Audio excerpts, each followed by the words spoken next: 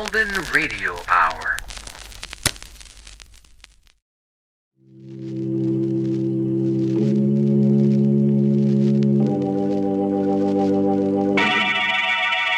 Lipton Tea and Lipton Soup present Inner Sanctum Mysteries.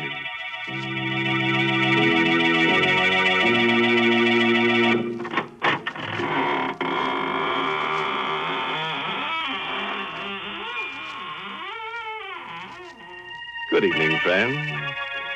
This is your horror host at the squeaking door of the Inner Sanctum. Come in, come in. Hang your hats on the torture rack over there and get cozy. Tonight, we've got cadenzas and cadavers, murders and melodies. Oh, well, that's all I can tell you now. No sense putting the cart before the hearse. From the way you're talking, I guess we're going to have music on the program tonight. I think that's real nice. So do I, Mary. I've always loved music. Even as a child, I used to play the death rattle. Now, please, I'm being serious. You know, I once won a prize for playing the piano. Yes, they gave me a... Wait, don't tell me. Let me guess. They gave you a lovely sterling silver medallion, didn't they, Mary? No, they didn't. You know very well that the only way you can get that sterling silver medallion is from the Lipton Tea people. And, ladies, it's solid sterling silver, and it's just the right size, about an inch in diameter. It's the kind of jewelry you find at those smart shops on Fifth Avenue in New York. The medallion is decorated with a Chinese inscription, and it's hung on a narrow black rayon satin ribbon. It's just what you want to brighten up your simple silk dresses and your dressy suits. And here's how you get this handsome medallion. Just send 25 cents and the box top from a package of Lipton's, the tea with the brisk flavor, to Lipton Tea, Box 92. That's Box 92, New York City.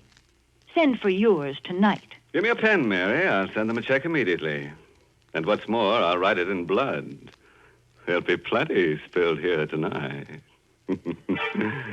The title of our story is Musical Score.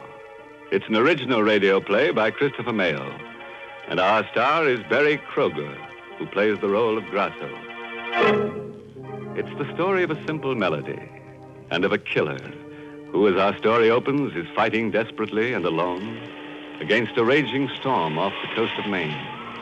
The lifeboat he is in is half foundered, and the man's wild rowing does little good. I'm a murderer! A murderer! I kill to be free! And I am free! Free! Or am I? Did I do it all for nothing? Peter Tull and his wife. They were the first to go. Almost in the same spot. Tull, world-famous composer. Tull on that tune of his. He had all three of us on the life raft, crazy with it. That maddening tune. I can still hear him humming it, still hear it. But the sea was calm that day. Dead calm. 15 days of calm. 15 days on a raft with a sick woman and 3 men. And that sun. Tull! Stop that blasted humming! Sorry, Smythe. Just that Marcia seems to like it. Part of a symphony I'm working on. It does get on our nerves, Tull. How is your wife? I don't know, Grasso. Poor Marcia. Yes. Yes, I know. I'm hungry. Smythe, how about some rations? Ah, that fat belly of yours. I told you before, even off, as chief mate, I run this life raft. We got rations for 1 person for 2 days. The woman eats, we don't. Now forget it. Well, we ought to be practical. Smythe, what made the Santa Margarita go down so quickly? I told you, nothing but a stray mine. It was Argentine registry, coffee boat, a neutral. That's all it could have been. Oh, cut it out, will you, Tull? Or change the tune at least? I can't stand it. Sorry. We're done for. Yeah, you may be a famous playwright, Grosso, but you don't know the sea. We're near the main fishing banks. We got a chance of beating a fisher we can hold out. Tull! Tull, will you stop that blasted tune? Yes, for heaven's sake, Tull, quit it!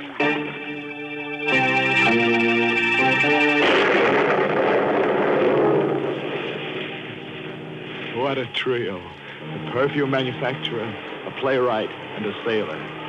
We all wanted food. We all wanted water. Sleep. An end of Tull's humming. Well, I wanted all that more than the others did. Without Marcia Tull, I could eat a little. Without Peter Tull's song, I could rest. The 17th night it was. The moon painted us all in silver and black. The others slept. Tull had his wife's head cradled in his lap. I crawled over to Tull. How is she, Tull? You know, I think she's getting better. She smiled at me a minute ago. My singing helps. Go on, Tull. Hum. Hum your song.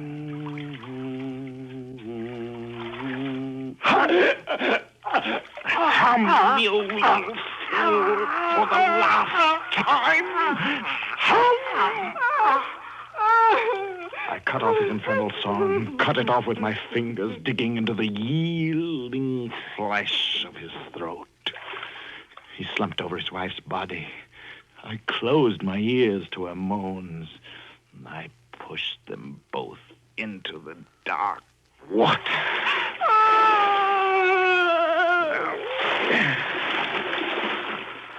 I was a murderer.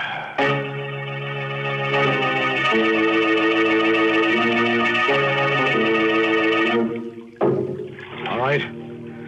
So Tull's gone. So's his wife. But they didn't fall off. One of the three of us murdered them. And it wasn't me. I don't think you did, Smythe. I know I didn't. You're voting 2-1 and electing me the murderer, huh? Not necessarily, Grasso. It just looks a little like it. How are you going to prove it? Who's going to believe you any more than they'd believe me? Even if I was ready to murder for a crust of bread. For all I know, Smythe, you did it to sell even off some ration. Well, we hang together or we hang separately then. Let's be practical about this, Smythe.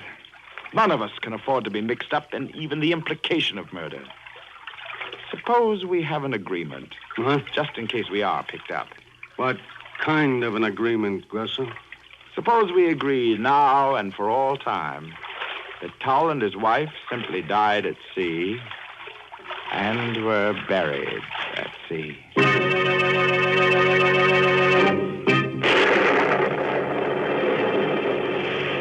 On the 21st day, the rations were gone. And the song, we could all hear Tull humming it from the bottom of the sea. We watched each other like animals. On the 23rd day, a fishing boat picked us up, half dead, cooked alive. But we lived. I lived to fear and to kill again. Fear began with a little scene in the Portsmouth hospital where we were being treated. Well, you got your belly full of food even now? Yes. No more hunger pangs, Smythe. How about you, Grosso? Pretty normal now, I guess. Oh, by the way, a friend of mine, second mate on another ship, was in to see me yesterday. Yes? Yeah. They picked up a couple of survivors from the Santa Margarita before we were rescued. Not interested, eh? They were a man and his wife. Well, don't be such a dramatic ass, Smythe. Was it... No, not poor Marcia and Peter Tull, but the friends of theirs, the Abraham Davises. You know him? Davis? The symphony conductor? Yeah, that's him. Wouldn't he like to know about the Tulls, huh? You've got a flair for the dramatic, Smythe. Sometimes it's dangerous to be so talented. I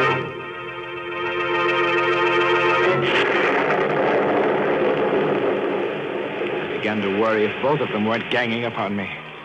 But days and weeks passed, And nothing happened, only that Tull's melody was always with me, day and night. It kept ringing in my head, on and on and on. But at least I hadn't heard from the other two until one morning a letter came from Abraham Davis, the symphony conductor and dear friend of the Peter Tulls. Dear sir, it has taken me this time to locate you three who were with my lamented friends, Peter and Marcia Tull, when they died at sea. I'm giving a reading from the score of Peter Tull's last symphony in my home prior to his first performance, and thought you might like to hear it. Hear it? I didn't need a reading to hear it. But I'd have to be there. They would be. Maybe plotting to tell lies about me to Davis. Right then, I decided to kill them both. That way only lay freedom from anxiety. Murder would free me. Ivanov would be first. Yes, fat, beady-eyed Ivanov. I studied their movements. Ivanov worked late at his office every Tuesday night. And on the second Tuesday of each month, the Halifax-bound cargo steamer San Luis left her New York dock. My plan was simple. It involved my waiting for Ivanov in his apartment house on the night of Tuesday, May 8th. My weapon would be simple, too.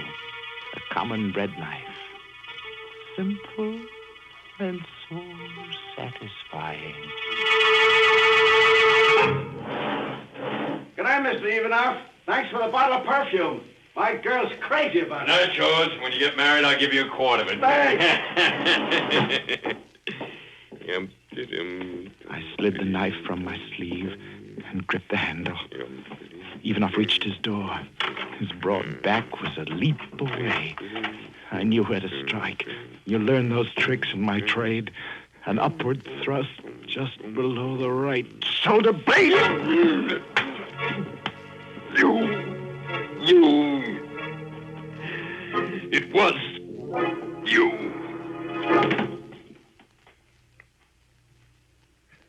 I watched him gasp out his last, feeling no remorse, no pity, just relief that I had nothing more to fear from Ivanov, at least.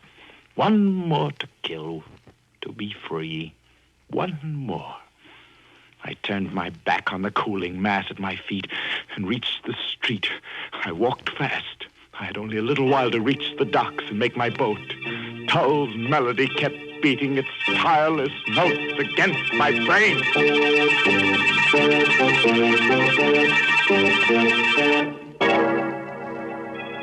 Well, dear me and gory be. That's my idea of a real song plugger. Oh, speaking of music and murder, did you ever hear of the fiddler with a violent temper? He murdered his wife because she was always harping at him. Oh, yes, and because she had a cellist disposition, too. You're certainly full of musical puns tonight. Good heavens, what have you got there? It looks like a Chinese gong. It is, Mary. I got it from an auctioneer. You know, those fellows always say, going, going, gong. Well, what are you going to do with it? Oh, I've always wanted to kick the gong around. Besides, if you're going to tell that Chinese story about the medallion, I ought to accompany you on the Chinese gong. Well, I'm not going to tell it in Chinese, so suppose you put that thing away. But, ladies, there is a story behind that sterling silver medallion that the Lipton tea people want to send you. And what's more, it's a true story. It seems that the original of this handsome medallion was given to an American flyer who was rescued by Chinese guerrillas after he'd bailed out over enemy territory. The flyer was told that the Chinese letters on the medallion would identify him and bring him safely through the lines. Well, he did get through. And only then did he learn that the inscription said, "Good luck," in Chinese. Now, there's a story to tell your friends when they're admiring your medallion on its smart black rayon satin ribbon. And to get this good luck charm, just like the one the flyer carried, all you have to do is send 25 cents and the box top from a package of Lipton's, the tea with the brisk flavor, to Lipton Tea, Box 92, New York City. How about hitting that gong now so they'll remember? Yes, that's box 92 in New York City. All right. Now let's go back to our murderer who's being haunted by a song. Remember what happened? A composer named Tull and his wife Marcia were thrown off a life raft and drowned by one of 3 other men on the raft. The killer has been telling us his story as he fights the sea in a lifeboat. You remember that he just murdered Ivanoff and is now heading for a Halifax-bound cargo ship.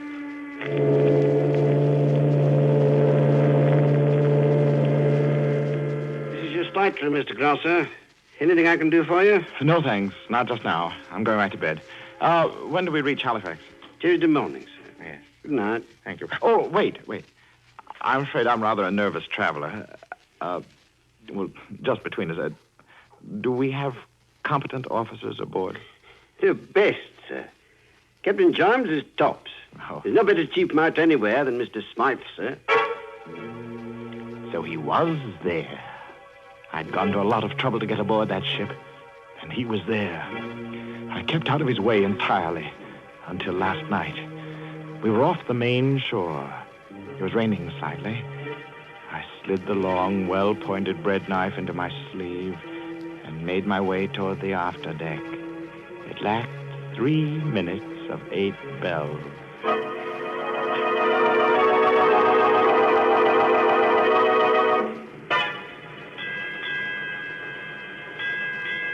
8 bells, Skipper. I'm going after a smoke. There he was, just where he had been every night, smoking, leaning against the rail near the small lifeboat. I could barely see him. It was so dark. But I stole toward him a foot at a time. Now I held my breath. I was so close. Slowly, I brought my arms straight to my side, flexed my muscles, tense for the thrust. I calculated the lunge. The cigarette told me where his mouth was. Then he turned his head a little, his cigarette flared and lit his face, and his eyes were on me. I thought you'd look me up if I came to the same spot each night. Turning out to be quite a killer, aren't you? How did you... Yes! Can you still hear me smile? Now nobody knows what happened on the life raft. Nobody. I'm free. You fool. You'll never be free. The song will...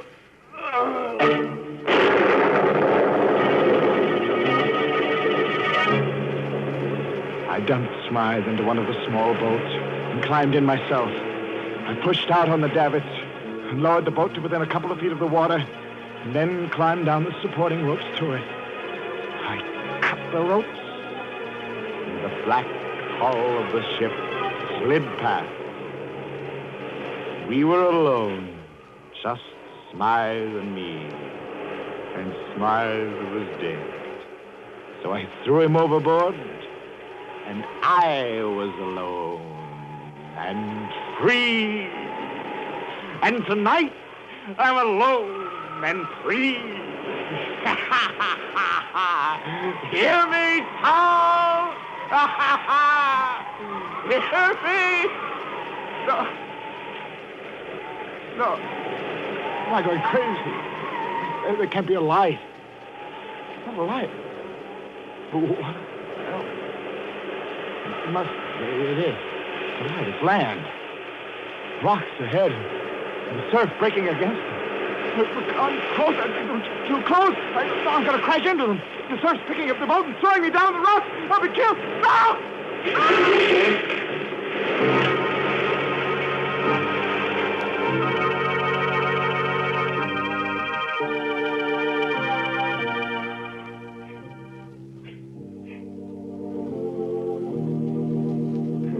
Wait, darling. I think I hear something outside.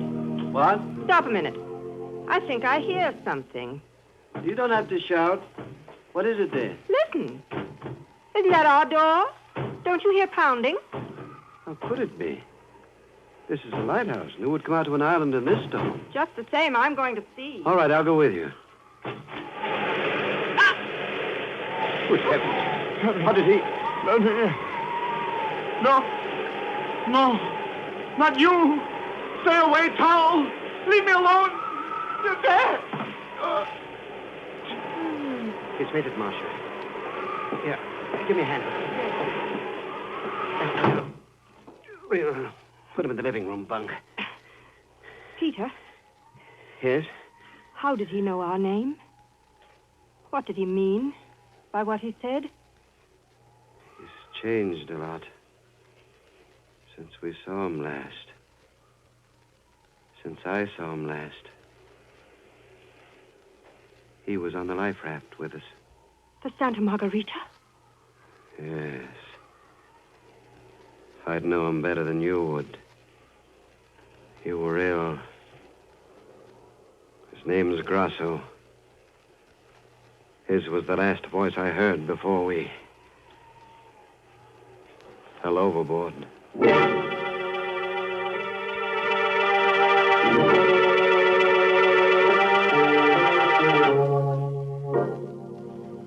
Well, Mr. Grasso, you look a lot better this morning. How was your head? It throbs. I can't move. What happened? You were washed up against the rocks in a lifeboat. Oh. You must have hit your head and banged up your side. You didn't drown. Obviously. You didn't choke me thoroughly enough, Grasso. The water revived me. And I was clutching Marcia's dress. Yes, but how did you... Get here? Yes. Fishing boat. It was almost dawn when you tried to kill us. I managed to hold Marcia up for a little while. We were lucky. What are you... Here. Put your arm around my No. neck. I'll take you to the tower. Where's your wife? Marcia's gone to the mainland to get the doctor. We're alone. Yes. We're alone. Relax now. No. Let me go, Tal. I didn't mean to do it. I was crazy with hunger. And that tune of yours, we were all crazy, Tal. I'll pay you. No. I'll pay you. It's too late, Grasso. Anything. Don't struggle. You could start a hemorrhage that way. What are you going to do to me? Why, nothing, of course. Here we are. You're not bringing me up here for the sun and the air, Tal. You'll be Why? very comfortable in this bed. Marcia liked it here. Wonderful view in every direction.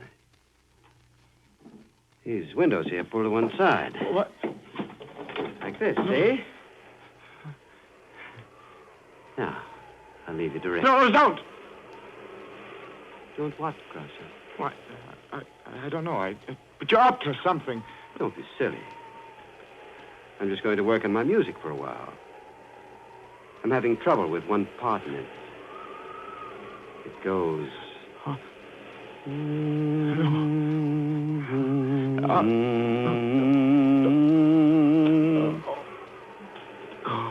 Remember it, Grasso? Well, that's it. I see it now. Why, you... You'll be safe here. I have this barred metal door here to keep saboteurs out. If you want anything, just talk. Acoustics are wonderful down these stairs. You can hear everything. Talk. No, my head. I'll do anything. Only don't... By the way, Grasso, I heard about Ivanov's murder on the radio the other day. All right. I did it. I tried to kill you and your wife. I killed Ivanov. I killed Smythe. Get the police, but don't play that song.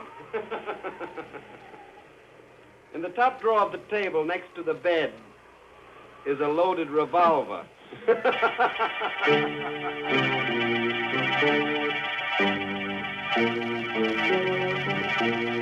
Stop, Tom! Stop! My head. Stop! Can't go on. Revolver. God. Yeah. It'll stop it. Now I'll never hear that song again. Never. Play it! Play your melody, Tom! And the blaze is with you!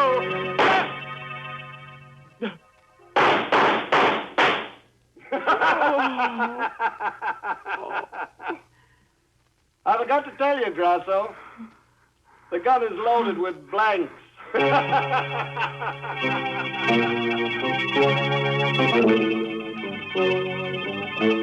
There's still a way out. There's still a way out. All right. Tom, you win.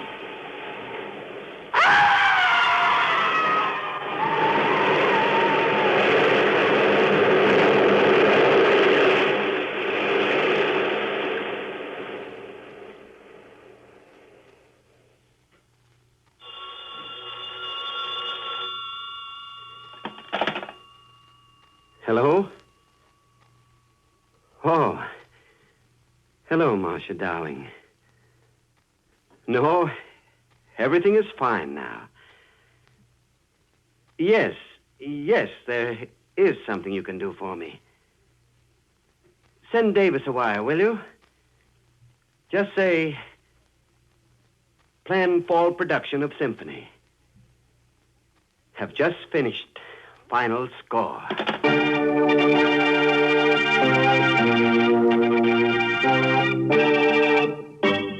Say, how would some boogie-woogie sound to you right now, hmm? I'd settle for a nice, cozy fife and drum corpse. Now, stop that funny kind of talk, because I've got something important to say. Folks, tonight the Lipton Tea people have asked me to remind you that the goal of this 7th War Loan Drive is $14 billion. I guess sums like that are just too big for you and me to understand. But every one of those dollars has a purpose behind it, and that purpose is to end the war in the Pacific as quickly as possible. Yes, that $14 billion is needed to move our soldiers halfway around the globe, to build new ships and faster planes. We've promised our fighting men the very best weapons that can be made. That's the least we can do. And we're helping to fulfill that promise when we buy war bonds, when we support the 7th War Loan Drive with every penny we can spare. So, folks, please buy all that you can when the Victory Volunteer comes to your house. Sure, we got a moral for tonight's story.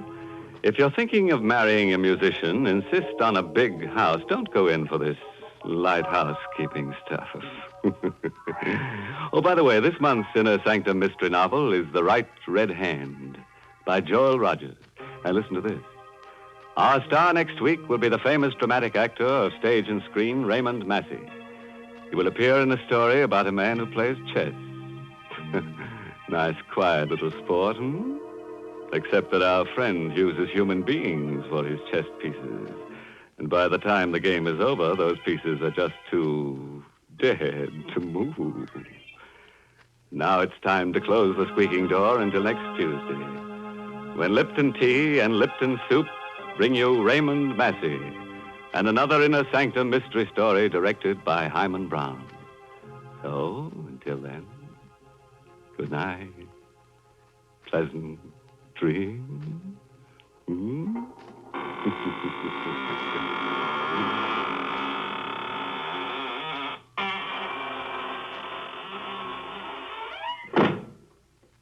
Folks, there's a modern food with an old-fashioned homemade flavor. It's Lipton's Noodle Soup. Yes, Lipton's does taste homemade. It's got that same chickeny taste as the chicken noodle soup you make right in your own kitchen. Lipton's has got the same good herbs and flavoring, the same tender golden egg noodles. But listen, Lipton's noodle soup mix comes in an envelope, and it only takes a few minutes to prepare.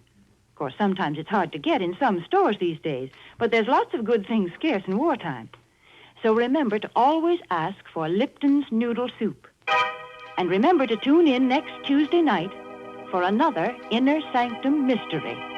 This is CBS, the Columbia Broadcasting System.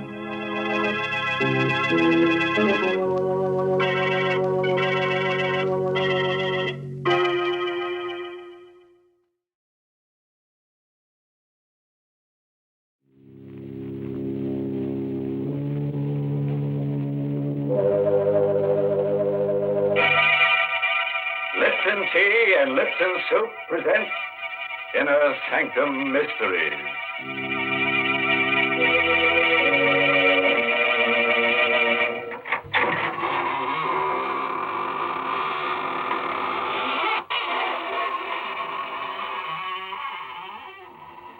Good evening, friends.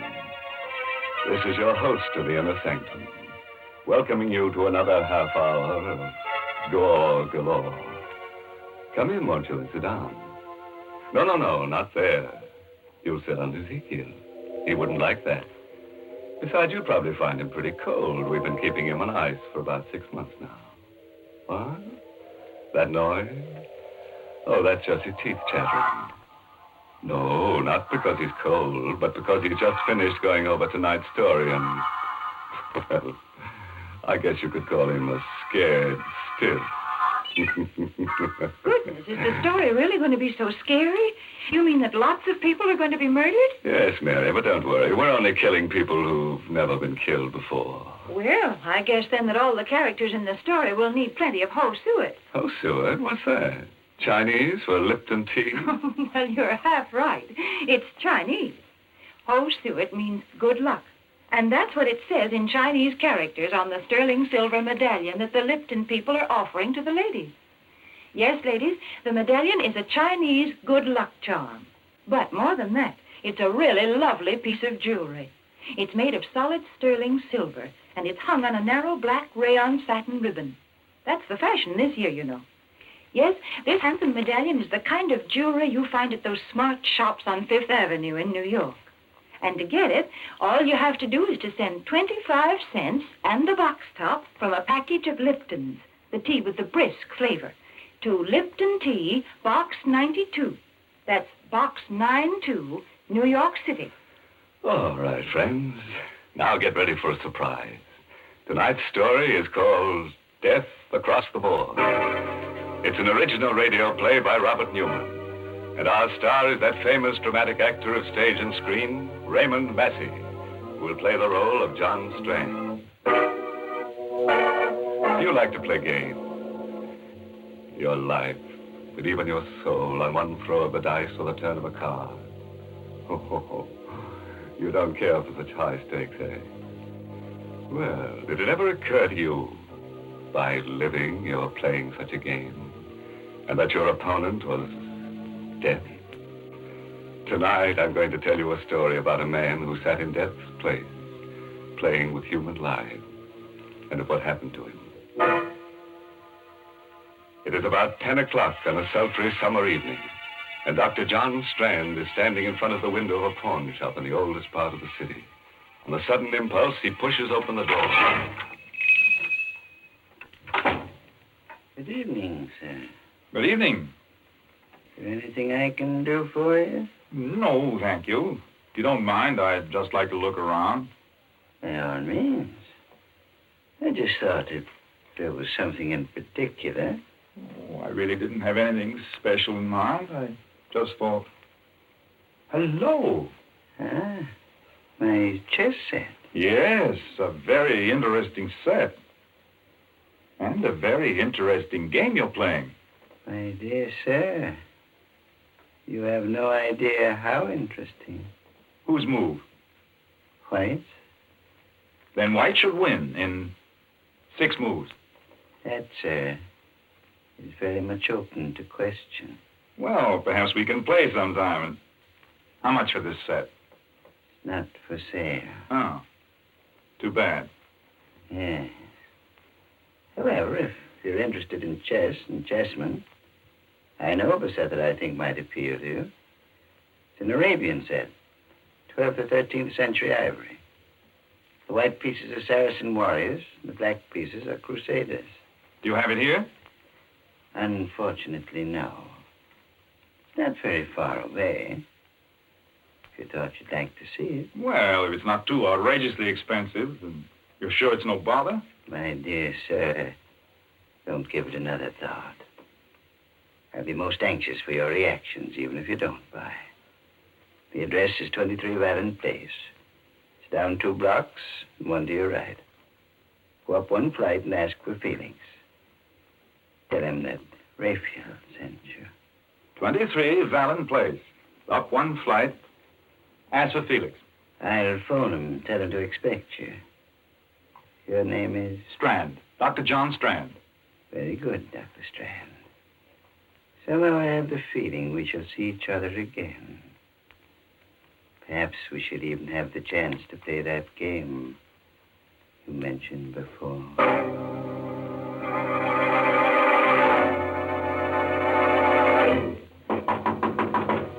Who's that? Who's there? Felix? I said, who's there? My name's Strand. Rayfield sent me over here. He said he'd phone you and... Just a second. How do you do? I hope I'm not disturbing you. Okay, come on in. And stick 'em up. What? I'm afraid there must be some mistake. Sure is, Bub, and you made it, thinking you could come here and take me this way. What? This is I ridiculous. said stick 'em up. Keep 'em up, or I'll let you have it right now. What for? Because I said so, that's what's for. Let go of me. Let go. Drop that gun, or drop it, do you hear? Where is it? Where's you? Sure let you have it right away. Oh. Okay. Now get up and tell me what this is all about. I said get up and... Felix. Dead. He's dead.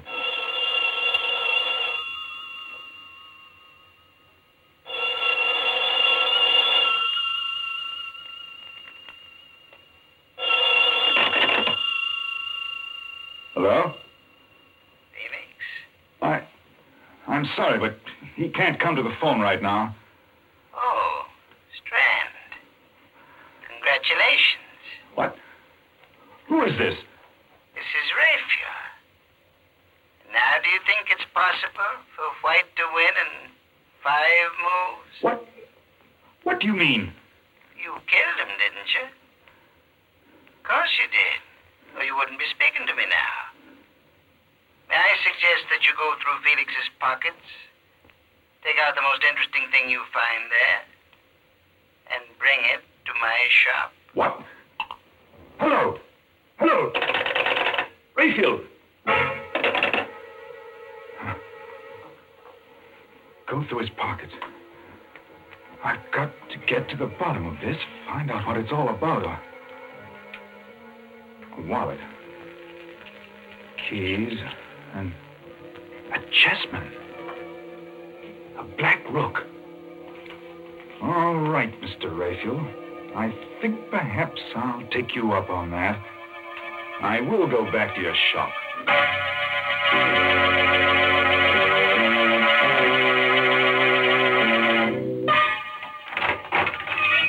Good evening, sir. Can I help you? Yes. Where's Rayfield? Oh, I'm sorry. He's not in right now, but are you Dr. Strand? I am. I'm Alice Hines. He must have been expecting you. He asked me to give you this. What is it? I don't know, but Another chessman. A white knight. Oh, yes. Mr. Rayfield is quite a chess player. He's more than that. He's a murderer. What? What do you mean? He sent me to see someone, a man named Felix, to look at a chess set. When I got there, he pulled a gun on me and... Well, when I tried to get it away from him, it went off and killed him. Oh, no. Don't look so surprised and innocent. You work for him. You must know what it's all about. There must be some mistake, some horrible mistake. A mistake, eh? Then why did he phone Felix's while I was there? How did he know he'd been killed? Why did he laugh about it? Tell me to come here. Well, I don't know, but I can't believe that about him. I won't. No? Well, we'll see what the police have to say about it. Where's the phone? Back there. But if you're serious about it, you don't have to bother calling them. Riley just went past here a few minutes ago. There he is, up at the corner. Fine. That'll save some time. Officer! Oh, officer, would you... Good Lord. Someone shot him. That woman hiding behind that car there. The woman in black. She's coming in here. Don't just stand there. Get inside and shut the door. You shot Riley. You killed him. 6 months I've been trying to find out who got Ben. Now he can rest in peace. Where's Rayfield? Rayfield? He's the one that got the dope for me. Told me how to knock the cop off. Told me to come in here afterwards. Well, Mrs. Hines?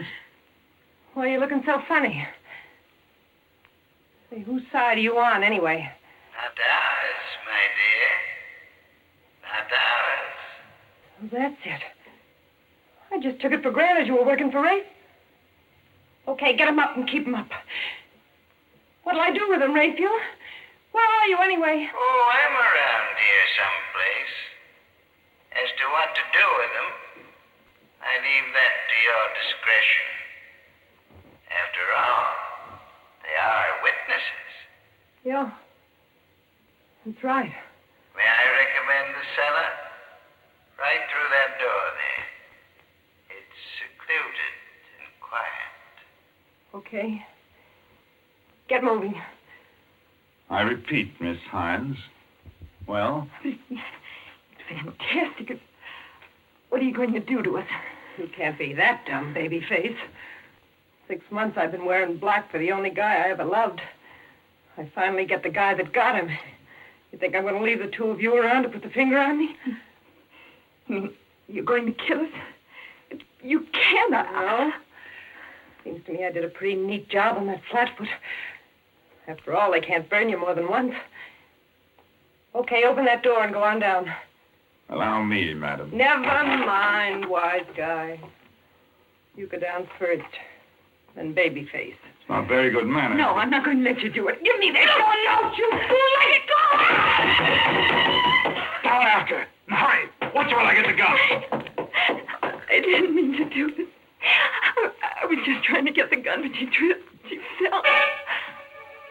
Big strands. Why is she lying there so funny? Her head. Let's see. Her neck's broken. She's dead. Oh, no. That means I killed her. Not any more than it means I killed Felix. Look. There, lying next to her. Isn't that another chess piece? The Black Queen. Why, he gave me one just like that when I first came to work for him. Only it was a white one. What? Black Queen, White Queen, White Knight, and... No. It's impossible. And still... You thought of something. It's too incredible. But I've had a certain nightmare vision that... Come on. We're going to the police. Maybe it's our move now.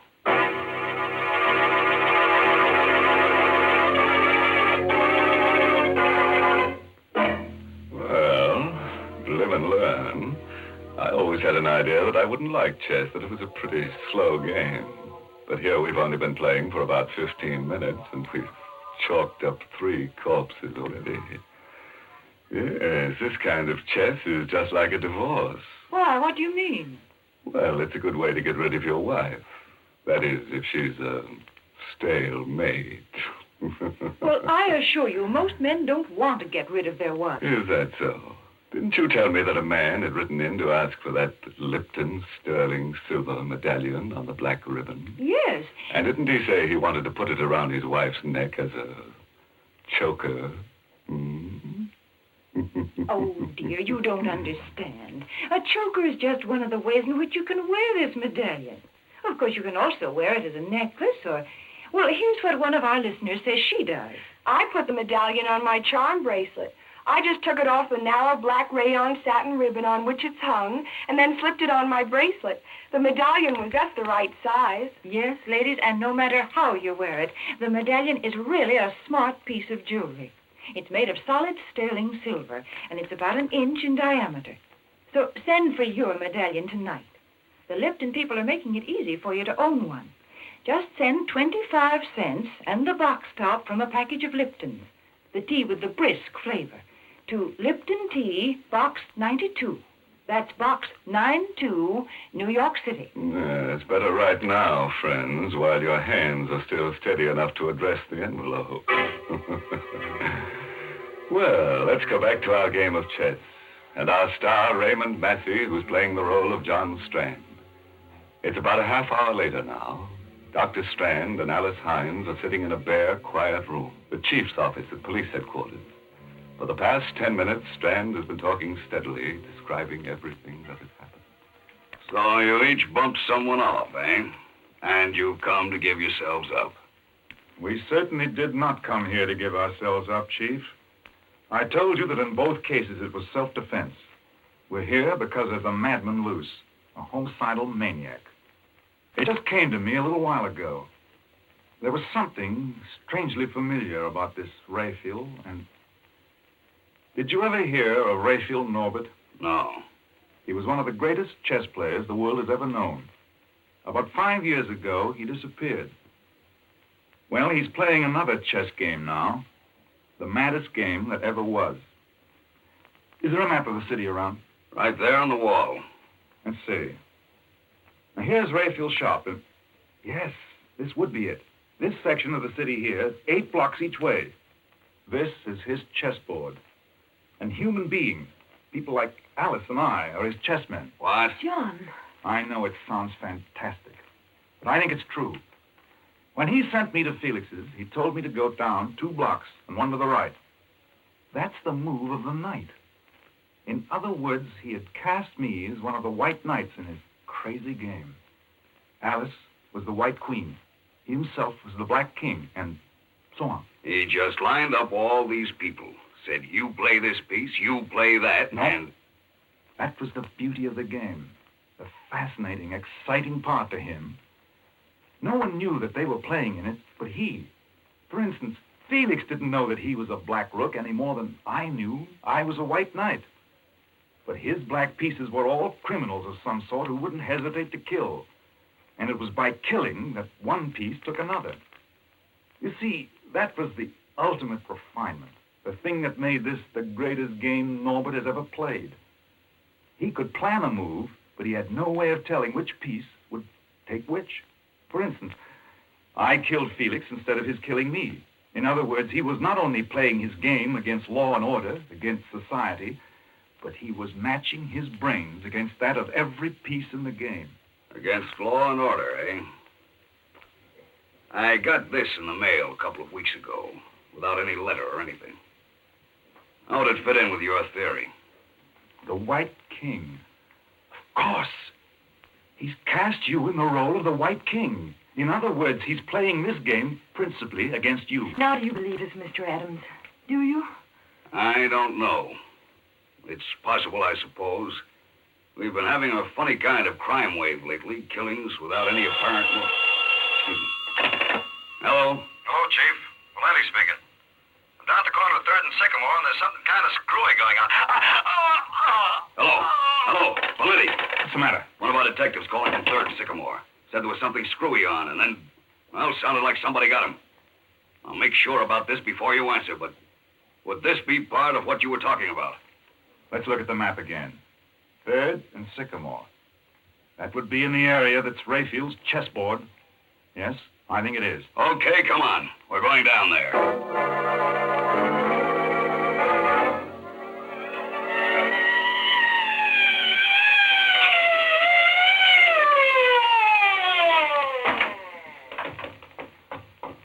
There he is, lying next to the call box.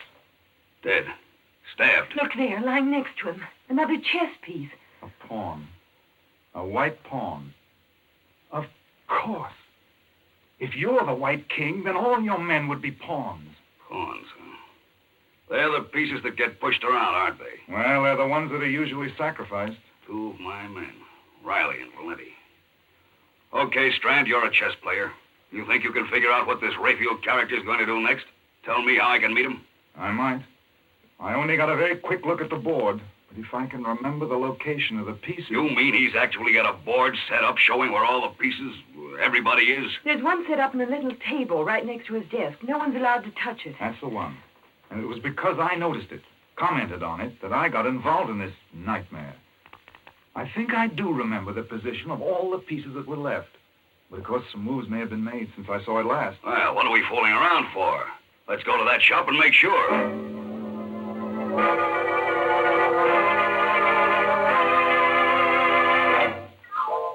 All dark. Doesn't look as if anyone's in the store. Locked, all right.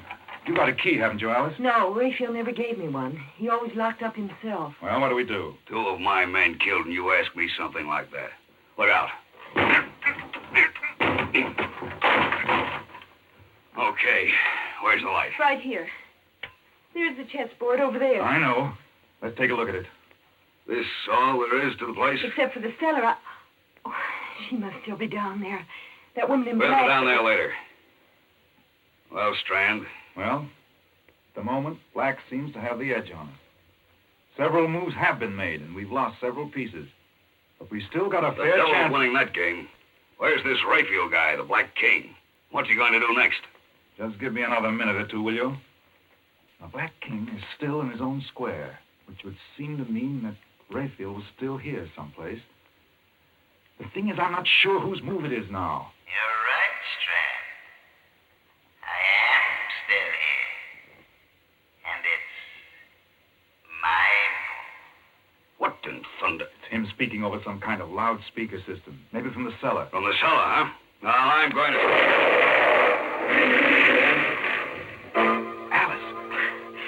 Alice, where are you? Over here. Are you all right? I think so. What was it? What happened? He must have had the place mined or set a booby trap, and when Adams went to open the cellar door, he...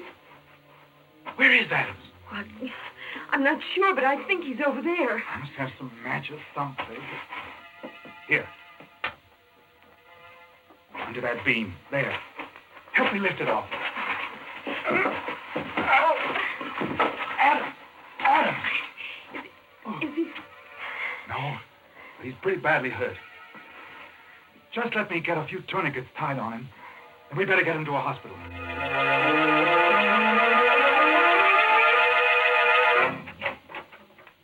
This way. The emergency ward's right in there. How do you know? Well, I ought to. I interned here. Funny. There's no one around. Well, let's put him right there, on the table. Gently. That's it. Hello? This is Dr. Strand speaking from the emergency ward. I've got a very severe accident case here. Is there anyone around who can take care of him? What about surgery? Crandall? Oh, fine. Will you ask him to get down here as soon as possible? Thanks. The chap I used to know is just finishing an operation. He'll be down in a few minutes. Will there still be time? Yes, I think so. We'll have to give him a transfusion once we get him patched up. I'll start scrubbing up myself in case Crandall needs a hand. Is there anything I can do? Just keep your eye on him, the tourniquets particularly. It'd be too bad if he lost any more blood. Right. He's still unconscious, but not... Oh, hello, Crandall. That was quick. Awfully glad you were here. It's a pretty serious case. Adams, the chief of police. An explosion. Oh? If we don't work fast, we may lose him. Shock. Possible concussion. Right axillary artery severed. I got a tourniquet on. I'll be finished scrubbing up in a minute. Give you a hand. Take your time. No hurry. I'll just... What are you doing? Removing the tourniquet. Wait, I'm not ready with the ligatures yet. Oh. You're not Crandall. You're Rayfield. Right, Strand. Rayfield Norbert. Dr. Crandall is still in surgery. Locked in, as a matter of fact. I put on this mask and gown not because I thought it would fool you. Because, well, somehow it just seemed appropriate. It can't be you. You were in the shop. No, Strand. You're thinking of my voice. It was coming over a loudspeaker system from next door. If you're thinking of my position on the board, you forget. I hadn't made my move yet. Rayfield, I don't know why you've done all this, and I don't care why. But you've got to let us do something about Chief Adams. All that blood he's Yes, losing. Rayfield, for heaven's sake. Don't move, either of you.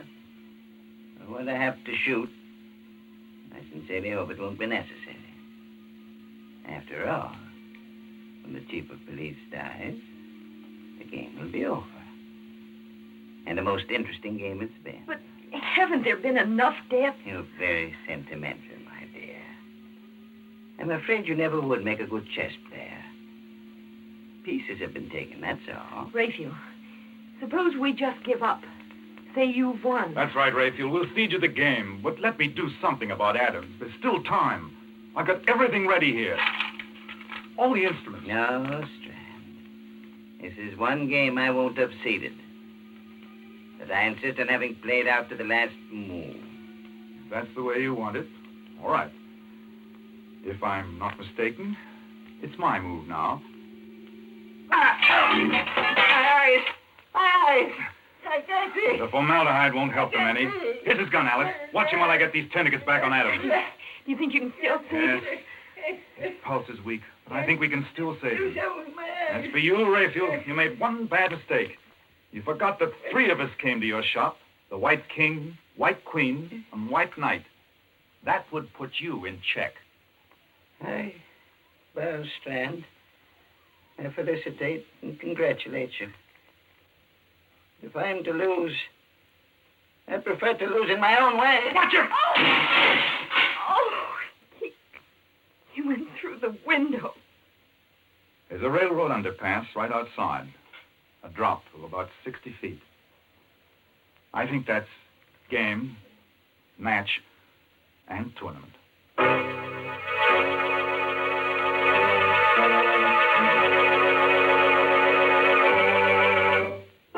What? You mean the game's over already?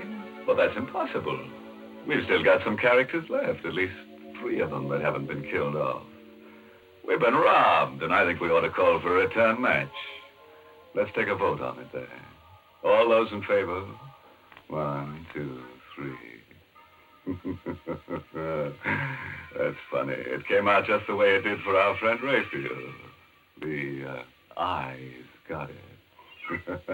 Heavens, let's not have another game of chess. Yes, Mary. Now do you see why they call the pieces chess men instead of women? Oh, this game's too rough for women. It certainly is rough.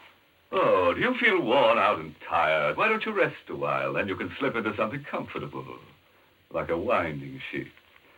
And if you want to be really fancy, you can put on your sterling silver medallion. What? You have no medallion? Well, here's how you get one. Just send... Never mind. I'll tell them, thank you. Ladies, if you want to own a handsome sterling silver medallion, just send 25 cents and the box top from a package of Lipton, the tea with the brisk flavor, to Lipton Tea, Box 92, New York City.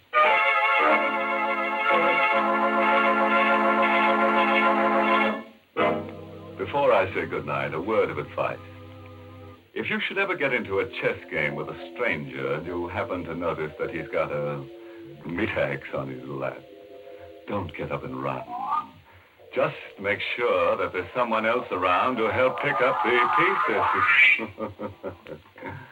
Oh, by the way, this month's Inner Sanctum mystery novel is Lay That Pistol Down by Richard Powell.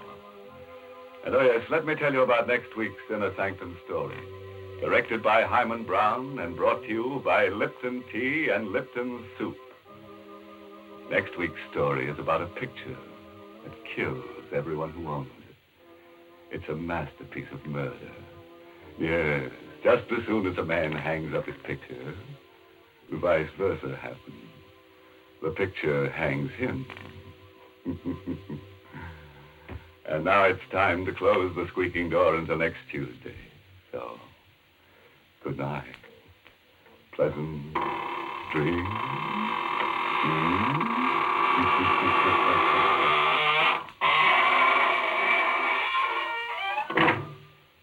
Folks, the next time you send a box of food to your boy overseas, be sure to include a package or 2 of Lipton's noodle soup mix. You see, Lipton's is just like a taste of home. Yes, it has the same homemade chickeny taste as the soup you make yourself, the soup your boy's always been so fond of. That's why it's such a thoughtful, welcome little gift to send Lipton. And as you know yourself, Lipton's noodle soup makes a grand snack. So remember, send a package or 2 to your boy. And remember to tune in next Tuesday night for another Inner Sanctum mystery. This is CBS, the Columbia Broadcasting System.